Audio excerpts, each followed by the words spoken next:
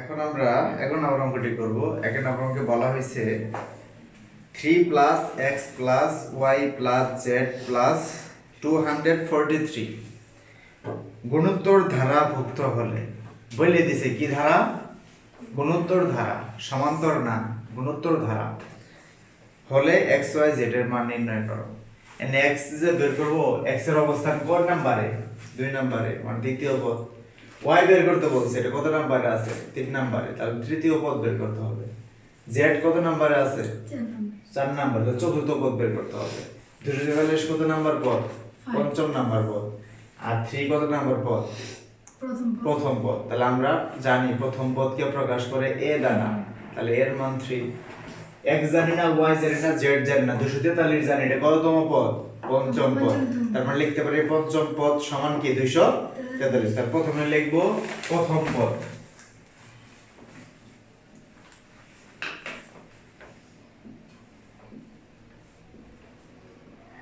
প্রথম পদ a সমান 3।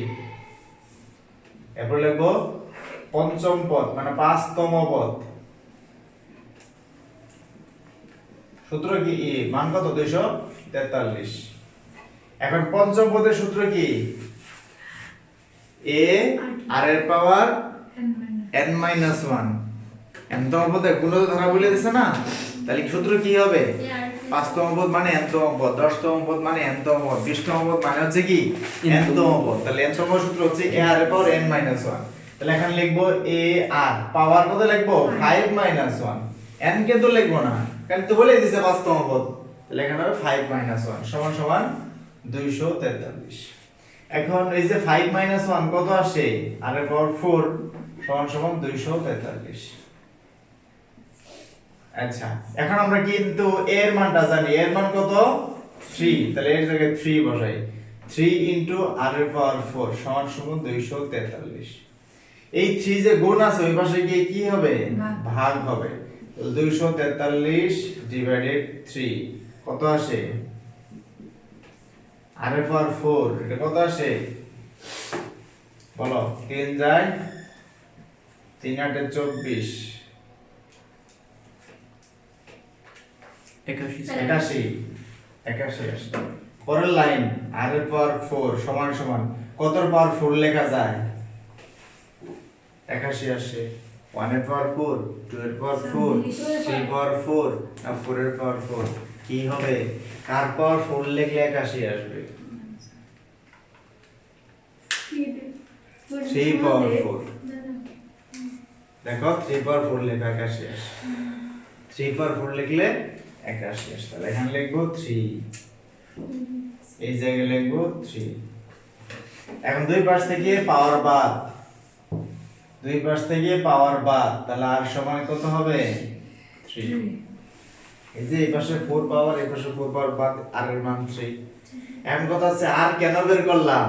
তার কারণ হচ্ছে আমাদের বের করতে হবে দ্বিতীয় পদ, তৃতীয় পদ, চতুর্থ পদ। এখন যে পদই বের করে r এর মান তো লাগবে, কারণ a এর মান তো জানি। এখন শুধু r দরকার। যে কোনো পদ বের করতে হলে a এবং r লাগবে। তাহলে এ তো পেয়ে গেছি, আগে প্রশ্নেই দেওয়া আছে। এখন r টা বের করা দরকার, তাই আমরা r টা বের করে নিলাম। এখন লিখবো দ্বিতীয় পদ। দ্বিতীয় পদ, দ্বিতীয় পদের মানটা কি? x, x বের করতে হবে। তাহলে দ্বিতীয় পদ সমান x। এখন দ্বিতীয় পদের সূত্র কি? a r এর পাওয়ার 2-1। তাহলে এটা কি আসতেছে? a r 2-1 কি 1, that means a r। এখন a এর মান জানি 3, r এর মান জানি 3, তাহলে 3 3 গুণ করলে 9। তাহলে x এর মান কত আসলো? 9 আসলো। এবার তৃতীয় পদ বের করব। সুতরাং তৃতীয় পদ,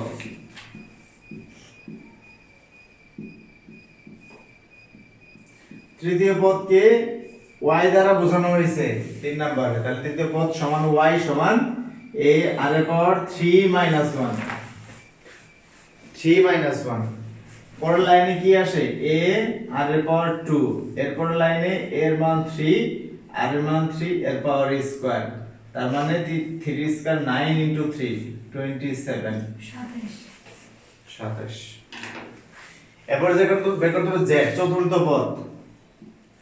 চতুর্থ পদ, এটাকে বোঝানো হচ্ছে z দ্বারা, তাহলে z সমান a r এর পাওয়ার 4 মাইনাস 1 a r 3, এর মান হচ্ছে 3, r এর মান 3, এর পাওয়ার 3।